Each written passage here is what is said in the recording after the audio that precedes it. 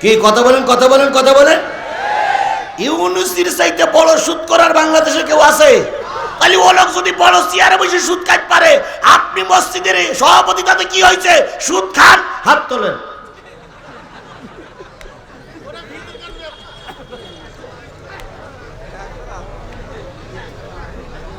তাহলে একটা সুদ করে এই গ্রামে নেই। হাই রে, এই গ্রামটা একবারে একের গ্রাম যে, বাড়ি বাড়ি সুদ আছে। তাহলে সুদ করে যারা হাত তুললেন না, অনুরোধ করে গেলাম আজকের থেকে নিয়ত করুন সুদের কারবার আর করব না। কে কতটুক টাকা নিয়ে কবরে যেতে পেরেছেন? ভাই, কেউ কোনো টাকা নিয়ে কবরে যাওয়া যায়নি। তুমি আর আমিও কবরে টাকা নিয়ে যেতে পারবো না।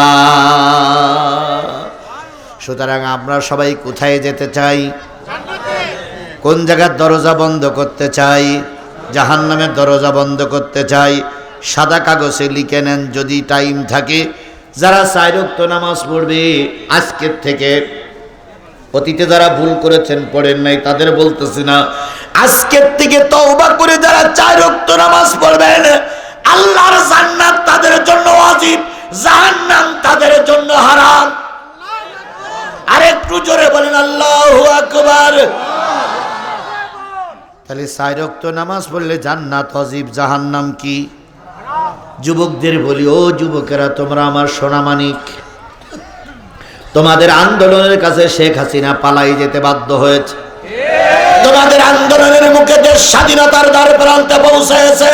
তোমাদের এখন সবচেয়ে বড় দায়িত্ব 5 ওয়াক্ত সালাত আদায় করে নিজের চরিত্র সংশোধনী এনে এই সমাজটারে কোরআনের সমাজ বানানো।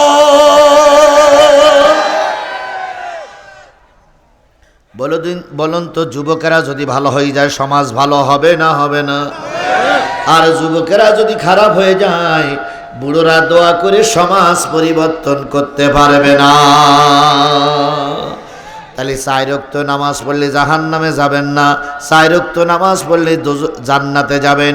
এই 4 ওয়াক্ত নামাজের নাম হলো কি বলেন? যোহর, আসর, মাগরিব আর ইশা। বলুন তো, যোহর আর আসরের নামাজ কয় কয় রাকাত? যোহরের ফরজ কত? আসরের ফরজ কত? জান্নাত কয়টা? এ যুবক, এ মুরব্বি, এ নারী, ও মা, ও বোন, আজকের থেকে কোরআনের আলোচনা শোনার পর যদি আপনি সালাত কাজা না করেন, আগামীকাল থেকে জোহরের থেকে শুরু করে মৃত্যুর আগ পর্যন্ত এই 2 ওয়াক্ত নামাজ যদি ঠিকমতো আদায় করেন, আল্লাহর কোরআন বলল, রাসূলের হাদিস বলল, আপনি জান্নাতি।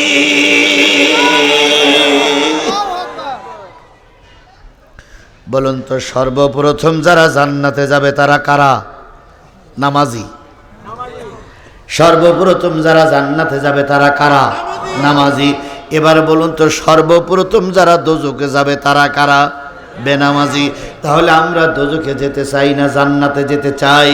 তাহলে জান্নাতে যদি যেতে চান তাহলে নামাজ সালাত কাজা করা যাবে না।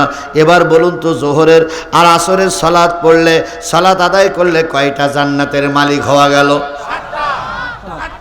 8টা জান্নাতের মালিক হলেন। এবার বলুন তো, দোজখ কয়টা? মাগরিবের ফরজ নামাজ কয় রাকাত?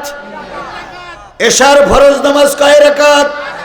আজকের থেকে আগামীকাল থেকে যদি মৃত্যুর আগ পর্যন্ত আপনি মাগরিবের নামাজ আর এশার নামাজ কাজা না করেন, আল্লাহর কসম, যতই আপনি কিয়ামতের দিন বিপদে পড়েন, ফেরেশতা আপনাকে দোজখে নিয়ে যেতে পারবে না।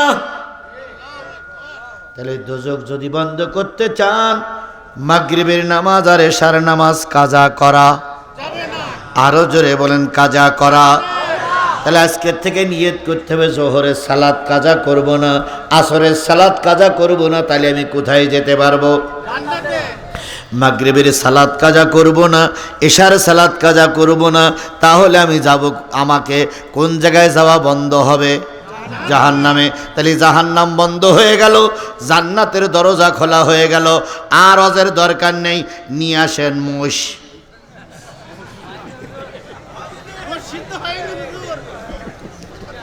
এখন মোষ খাবো, বাড়ি যাব। মানুষের দিলের ভিতরে শুধু মোষ মোষ মোষ। এই রাস্তার লোকগুলো বলতেছে আল্লাহ ফজরের আযান যদি আজকে রাত 1টার সময় দিত মুয়াজ্জিনের 2000 টাকা বকশিশ দিতাম, কারণ ফজরের নামাজ দিলেই তো মোষ মোষ।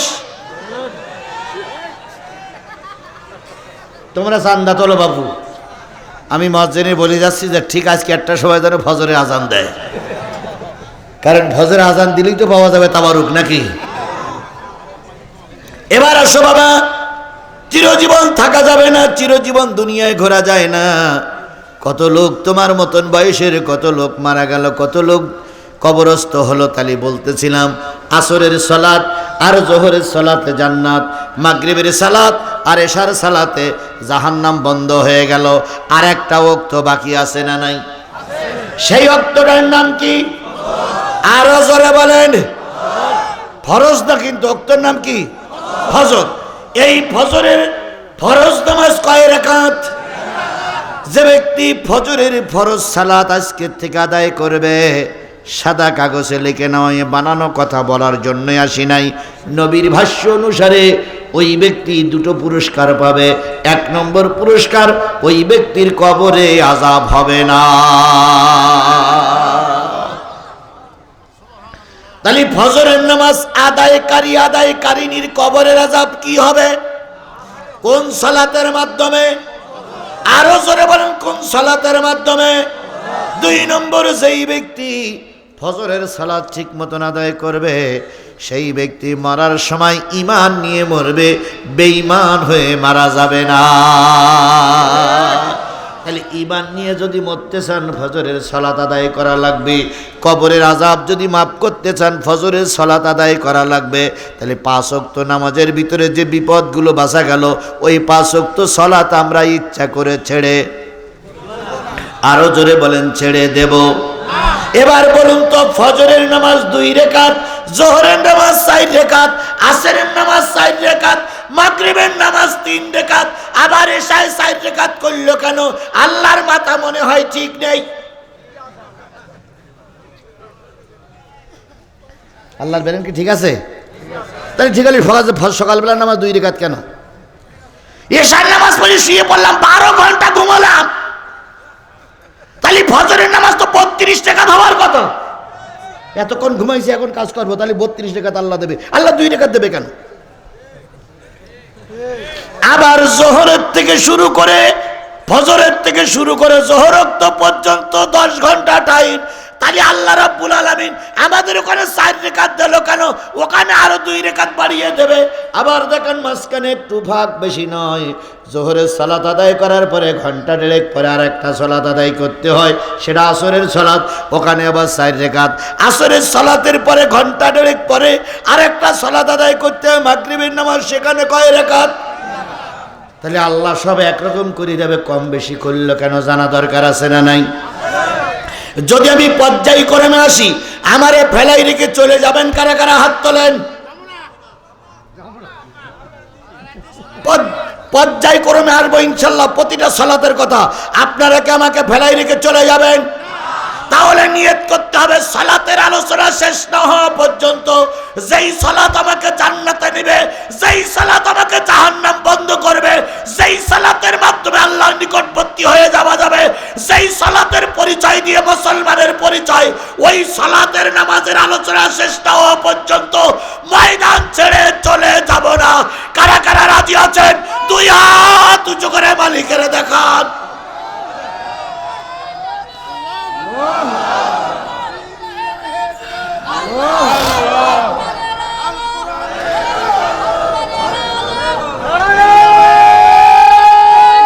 আল্লাহ আল্লাহ এই হাতগুলোরে আমাদের ইসলামের জন্য কবুল করুক। তাহলে ফজরের ফরজ সালাত কয় রাকাত? কেন 2 রাকাত হলো? নবীর কাছে জানতে চাই। নবী বললেন, ও আমার সাহাবীরা শোনো, যে নবীরা যে কায়দায় নামাজ পড়েছে, ওই নবীদের নামাজকে তোমাদের জন্য বাধ্যতামূলক করা হলো।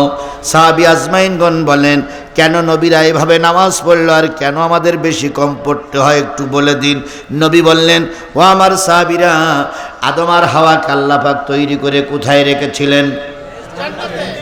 আদম আলাইহিস সালামকে বলেছিলেন তাকরাবা হাযিহিস শাজারা, এই গাছের লা তাকরাবা হাযিহিস শাজারা, গাছটার নিকটবর্তী হবে না। এই গাছের নিকটবর্তী হয়ে গেলে তুমি কিন্তু জান্নাত থেকে চলে যাবা। শয়তান প্রলোভন দেখালো, শয়তান ধোঁকা দিল। হযরত আদম আলাইহিস সালাম গাছের ফল খাইলো, কি শুরু হলো? পায়খানা পেশাব শুরু হলো, জায়গা নাপাক হয়ে গেল। আদম আলাইহিস সালামকে বললেন ইহবিতু, নেমে যাও। জান্নাত অপবিত্র জায়গা নয়, এখানে পবিত্র লোকেরা থাকবে, কোনো অপবিত্র লোক জান্নাতে থাকতে পারবে না, নেমে যাও। আদম আলাইহিস সালাম নেমে গেলেন। সঙ্গে সঙ্গে হাওয়ারে বললেন তোমার কারণেই তোমার স্বামী পদস্খলিত হয়েছে, তুমিও নেমে যাও। দুইজন নেমে গেলেন। কোন কোন জায়গায় নামানো হলো? একজনকে জিদ্দায়, আর একজনকে শ্রীলঙ্কায়। দুইজনকে দুই জায়গায় নামানো হলো। দুইজন দুই জায়গায় একা জীবন যাপন। তখন কোনো লোক নাই, জন নাই, ঘর নাই, বাড়ি নাই, গোটা পৃথিবীতে কোনো মানুষ বাতা নাই, মানুষ শূন্য এলাকায় দুইজন নেমে গেলেন। দুইজন নেমে আল্লাহর কাছে কাঁদতে শুরু করলেন। কাঁদতে কাঁদতে কাঁদতে কাঁদতে এক সময় আল্লাহ পাক তাদের পরে রহম করলেন, দয়া করলেন। দুইজন এবার এক জায়গায় হওয়ার জন্য একজন আর একজনকে খুঁজতে শুরু করেছে। খুঁজতে খুঁজতে খুঁজতে খুঁজতে দুইজনের মিলন মেলা। দুইজন এক জায়গায় হলেন, যে জায়গাটা সেই জায়গাটার নাম কি? আরাফাতের ময়দান। দুইজন এক জায়গায় হয়ে ওখানে দাঁড়িয়ে আল্লাহর শুকরিয়া আদায় করার জন্য 2 রাকাত নামাজ আদায় করেছিলেন। দুইজন 2 রাকাত নামাজ আদায় করেছিলেন। আল্লাহ পাক বললেন, ও আদম, তুমি আমার সন্তুষ্টির জন্য স্বামী স্ত্রী দুইজন 2 রাকাত নামাজ পড়েছ। আমি আল্লাহ পাক ওই 2 রাকাত নামাজ তোমার সন্তানদের জন্য ফরজ করে দিলাম। এবার আসুন, যারা নামাজ পড়েন না, দোহাই লাগে আপনাদের কথাগুলো একটু শুনুন। এই 2 রাকাত নামাজ আজকের থেকে যারা পড়বেন, আদম আলাইহিস সালামকে আল্লাহ যে জান্নাতে দেবে, তোমাকে আমাকে আল্লাহ পাক ওই জান্নাতের মালিক বানায়া দেবে। তাহলে আদমের সঙ্গে যদি জান্নাতে যেতে চান, আজকের থেকে ফজরের নামাজ আর কাজা করা মনে থাকবে মুসলমান, মনে থাকবে। এবার আসুন, জোহরের নামাজ পড়েছিলেন বাপ বেটা দুইজন। একজন হলো ইব্রাহিম আলাইহিস সালাম, আর একজন হলো ইসমাইল আলাইহিস সালাম। আল্লাহ রাব্বুল আলামিন বললেন, ও ইব্রাহিম, আমার সন্তুষ্টির জন্য আল্লাহর রাস্তায় কুরবানি করো। হযরত ইব্রাহিম আলাইহিস সালাম কুরবানির প্রস্তুতি নিলেন। অনেক লম্বা কাহিনী, অধিক যাওয়ার দরকার নাই। শেষ পর্যন্ত কুরবানি করার জন্য কাকে মনস্থ করলেন? ইসমাইল আলাইহিস সালাম তখন ছিলেন কার বাড়ি? মায়ের কাছে। মার নাম কি? হাজারা। হযরত ইব্রাহিম আলাইহিস সালাম হাজেরার কাছে চলে গেলেন, যে বললেন, হাজেরা, এক বিরাট মালিক আমাকে দাওয়াত করেছে, বিরাট মহাজন আমাকে দাওয়াত করেছে, বিশ্বের সর্বশ্রেষ্ঠ যিনি, তিনি আমাকে দাওয়াত করেছে। বলুন তো, বিশ্বের যিনি সর্বশ্রেষ্ঠ তিনি কে? আল্লাহর বাড়ি মেহমান হয়ে যাব, তো একা একা যেতে চাচ্ছে না মন, তাই ইসমাইলকে নিয়ে যাচ্ছি, ইসমাইলকে নিয়ে যেতে চাই। এবার হাজেরা বললেন, স্বামী,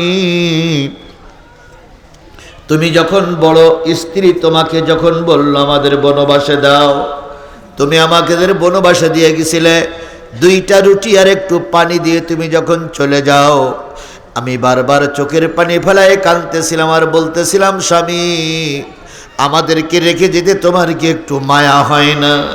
তুমিও সেদিন চোখের পানি ফেলেছিলে, কিন্তু একবারের জন্য কোনো ফয়সালা দিতে পারোনি। তুমি আমাকে রেখে গেলে জঙ্গলের ভিতরে।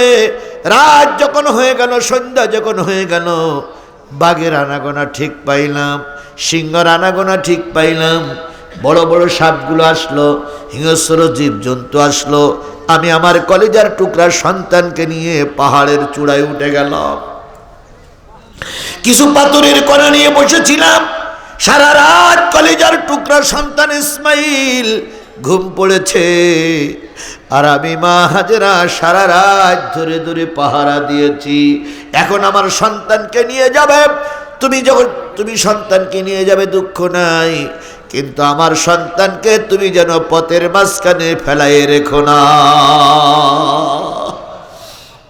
সব সময় সন্তানের টান থাকে, সব সময় মায়ের টান থাকে সন্তানের দিকে। কথা বলেন, কথা বলেন, কথা বলেন। সব সময় মায়ের টান থাকে কোন দিকে? সন্তানের দিকে। কিন্তু আমরা এক মা পাইছিলাম 15 বছর, 15 বছর একটা মা পাইলাম না ভাই আমরা। তিনি ছিলেন নাকি বিশ্বজননী, ওনার দরদ নাকি বিরাট, এত দরদ। প্রায় সমাবেশে দাঁড়িয়ে বলতেন, স্বজন হারার ব্যথা আমার চাইতে ভালো আর কেউ বোঝে না।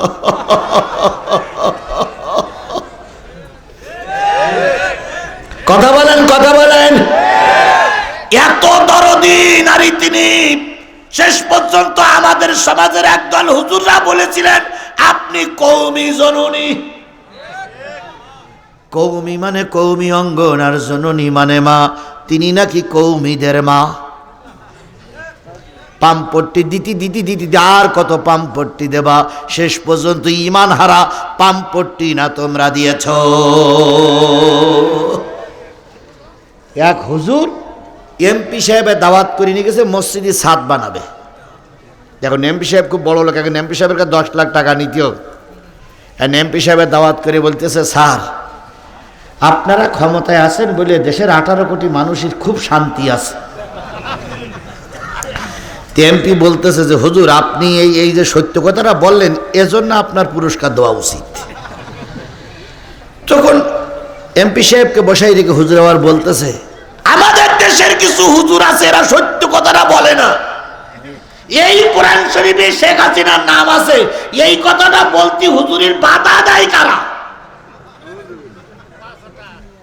তো এমপি সাহেব বলতেছি এই কোরআন শরীফে হুজুর এই শেখ হাসিনার নাম আছে, তার মানে হুজুর এই কোরআন শরীফে এই শেখ হাসিনার নাম আছে, কিন্তু এই হুজুররা বাধা দেয় তাই বলে না। তো এমপি সাহেব বলতে, হুজুর তাহলে সেই আয়াতটা একটু পড়ে শোনান তো, আমি শেখ হাসিনা রহমতুল্লাহ আলাইকে বলবো যা আপনার নাম কোরআন শরীফে পাওয়া গেছে, হযরত শেখ হাসিনা। তো এইবার উনি বলতেছে শোনেননি? তো বলতেছে কোথায়? আমরা প্রায় পড়ি কিন্তু হুজুর একটু গোপন করে। সেটা কি? রব্বানা আতিনা ফিদ দুনিয়া হাসিনা।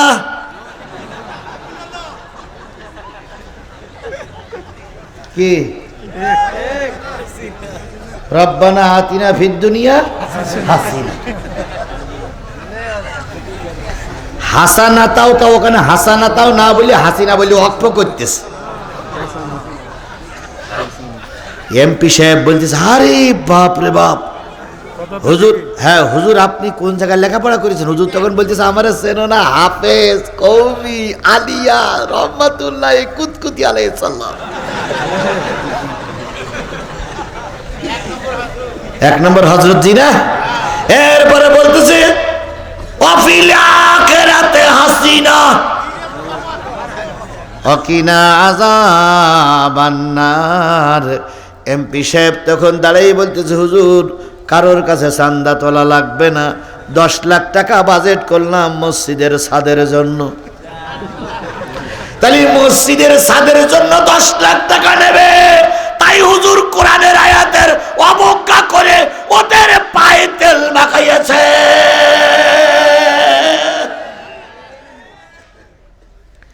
আপনারা যারা মা বলে ডাকেন, এই মা এখনো চলে গেছে, এখনো কিছু লোক এখানতে মারে ডাকতেছে, মা ও মা মা।